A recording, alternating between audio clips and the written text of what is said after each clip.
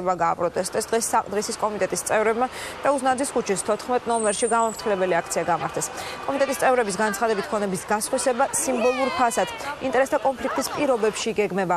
აქციის მონაწილეები არქეოლოგიური ცენტრის ავარიული შენობის შენარჩუნება რეაბილიტაციას ითხოვენ.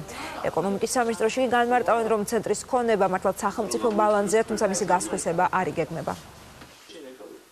ირმა ქავთარაძემ ფართომასშტაბიანი შეტევა მიიტანეს კულტურულ მემკვიდრეობას და ეს გახლავთ უკვე მეორე ობიექტი ეროვნული მუზეუმის ქონება, რომელსაც ისინი ასხვისებენ. თქვენ იცით, რომ ლარად გასხვისდა მცხეთაში არქეოლოგიური ბაზა, ამჯერად სხვისდება ოთარ ლორთქიფანიძის სახელობის არქეოლოგიური ცენტრი. ვითხოვთ, რომ იყოს შენარჩუნებული, თუ შენობა არის ავარიული და ის მართლაც ავარიულია, ამ ადგილზე აშენდეს თბილისის არქეოლოგიური ცენტრისთვის სხვა შენობა და არქეოლოგებს მიეცეთ საშუალება დროებით სხვა სივრცეში შეძლო მუშაობა და შემდგომში უკვე აშენების შემდეგ ისევ თბილისის არქეოლოგიურმა ცენტრმა ისევ ამ ადგილას გააგრძელოს მუშაობა. მე მინდა ვკითხო ეკონომიკის მინისტრს თუ იცის მან სად მუშაობს ამჟამად, რომელ კომპანიაშია დასაქმებული მისი პირველი მოადგილის მეუღლე. მე არა ვარ საქმის კურსში, ეხლა დღეს არა ვარ საქმის კურსში, საერთოდ სად შეიძლება რომ წავიდეთ და მაგრამ როგორც ვიცი, ამაზე მიმდინარეობს მოლაპარაკებები, როგორ შეიძლება ჩვენ დავტოვოთ ეს შენობა და სად შეიძლება წავიდეთ შესაბამის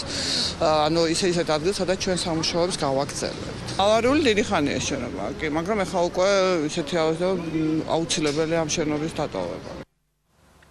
ტიტას ხეს დანიშნულების ადგილამდე რამდენიმე მეტრი დარჩა. დღის ბოლომდე 100-ლოვანი ხე სავარაუდოდ